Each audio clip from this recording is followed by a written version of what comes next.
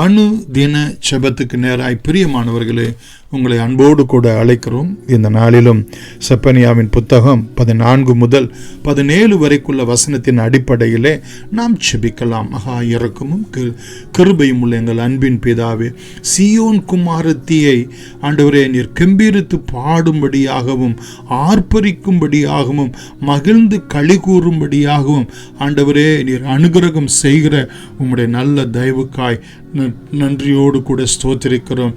எவ்வளவோ சோதனைகள், எவ்வளவோ பலவீனங்கள், எவ்வளவோ சோர்வுகள் ஆண்டவரே இவைகள் மத்தியிலே நாங்கள் கடந்து போகும்போது ஆண்டவரே உம்முடைய குமாரத்தியாக உம்முடைய குமாரர்களாக ஆண்டவரே நாங்கள் ஆவிக்குரிய இஸ்ரவேலர்களாக உம்முடைய வாக்குத்தத்தங்களை படித்து கொண்டு ஆண்டவரே கர்த்தர் எங்களோடு கூட இருக்கிறார், எங்கள் நடுவிலே இருக்கிறார், அவர் என் தேவனாய கர்த்தர் என்கிற ஒரு உறுதியோடு கூட ஆர்ப்பரிக்க மகிழ்ந்து களிகூற ஆண்டவரே எங்களுடைய இருதயத்தை ஆண்டவரே நீர் திடப்படுத்தும்படியாய் உம்முடைய பாதத்திலே நாங்கள் செபிக்கிறோம். 15வது வசனத்தின் பிரகாரம் கர்த்தர் உன் ஆக்கினைகளை அகற்றி உன் சத்துருக்களை விலக்கினார்.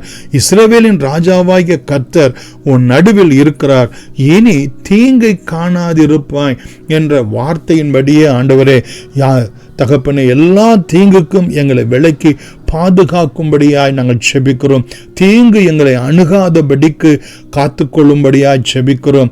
ஆண்டவரே யாப்பேசு செபித்தது போல உமது கரம் எங்களோடு கூட இருந்து ஆண்டவரே எல்லா தீங்குக்கும் விலக்கி பாதுகாக்கும்படியாய் உம்முடைய பாதத்தில் நாங்கள் செபிக்கிறோம். ஒவ்வொரு பரிசுத்தவான்களுடைய வாழ்க்கையிலே ஆண்டவரே ஒவ்வொரு மிஷனரிகளுடைய வாழ்க்கையிலே வரக்கூடிய எந்த தீங்கானாலும் ஆண்டவரே எந்த ஆக்கினைகள் ஆனாலும் அதை அகற்றுகிறவராய் விளக்குகிறவராய் ஆண்டவரே அவைகளை திரும்பவும் காணாது இருக்கும்படி கர்த்தர் இஸ்ரவேலுடைய ராஜாவாக எங்களுடைய ராஜாவாக எங்கள் மத்தியிலே என்றென்றைக்கும் ஆண்டவரே நீ இருக்கிறவராக இருக்க கர்த்தர் எங்களுக்கு அனுகிரகம் செய்தருளும்படி உம்முடைய பாதத்தை நாங்கள் செபிக்கிறோம்.